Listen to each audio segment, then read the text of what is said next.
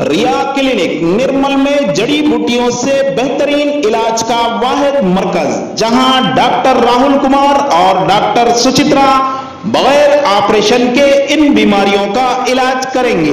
Piles, hydrocele, bleeding piles, fissure, sex के अलावा खवातीन के अंदरूनी अमराज के लिए खातून डॉक्टर्स की भी सहूलत। रिया क्लिनिक रब पैदा करें, बुधवारपेट रोड नजद 4 नंबर मंदिर निर्मल। रिया क्लिनिक फोन नंबर है 9177799505 8341337641। अस्सलामुअलैकुम वरहमतुल्लाहि वबरकातुह। नाजरीन, आपका खैर मकदम है लाइव स्टूडियो तहलका न्यूज़ 7 रियासत तेलंगाना इंडिया में, और मैं हूं आपका मेज़बान रशीद आलम अल हफीज़ी। आज हल्के बांसवाड़ा के वर्नी मंडल में इंचार्ज वजीर ज़राअत पोचारम श्रीनिवास रेड्डी ने इंतखाबी मुहिम के दौरान पार्टी में शमूलियत इख्तियार करने वाले अफराद का उन्हें खंडवा पहनाकर इस्तकबाल किया। उन्होंने एक जलसे आम से खिताब करते हुए कहा कि चीफ मिनिस्टर चंद्रशेखर राव अवाम से किए गए वादों को पूरा कर रहे हैं और अवाम में अपोजिशन जमातें गुमराही पैदा करते हुए तरक्याती कामों में रखना अंदाजी कर रही है। केसीआर ने रियासत के गरीब आवाम के लिए बेशुमार स्कीमात रूबे अमल लाते हुए रियासत को मुल्की सतह पर नंबर 1 बना दिया है, जबकि अपोजिशन इन तरक्याती कामों में रुकावट बन रहे हैं। उन्होंने कहा कि टीआरएस ने 40 साल के कामों को सिर्फ 4 साल में कर दिखाया है। ये थी रिपोर्ट बांसवाड़ा से एमए इरफान के साथ तहलका न्यूज़ 7। ఏకగ్రీవ తీర్మానాలు అనేది కులాల వారీగా ఏదో చేశారో ఇది భయపెట్టిస్తనో కొడుతనో తిడుతనో వచ్చేది కాదు. ఇది ప్రభుత్వం చేసేటువంటి పని, కేసీఆర్ గారు తీసుకున్న నిర్ణయాలు, వారి చేతి కింద మేము చేస్తున్నటువంటి పనులు,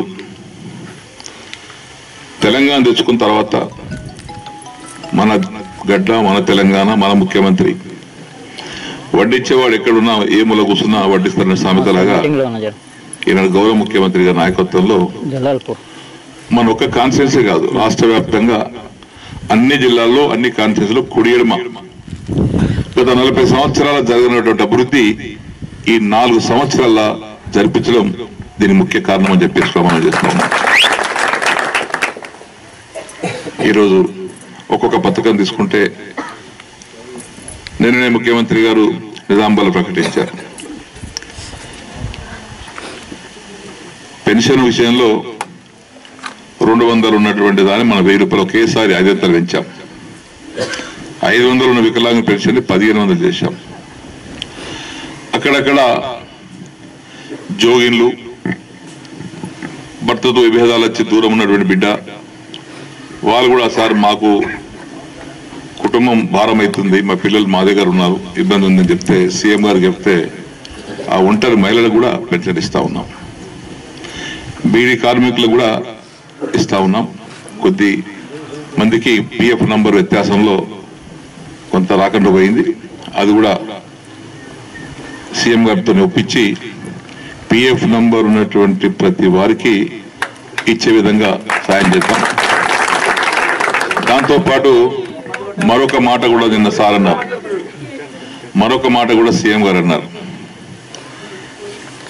ఈ 1000 రూపాయల పెన్షన్ ని రేపు ఎన్నికల ప్రణాళికలో, అంటే టీఆర్ఎస్ పార్టీ ఎన్నికలకు పోకంటే ముందు ఎన్నికల ప్రణాళికలో ఏమేమి చేస్తాం, మళ్ళీ తిరిగి అధికారంలోకి వస్తే ఏమేమి పనులు చేస్తాం అనేది ఒక ప్రణాళిక తయారు చేస్తాం.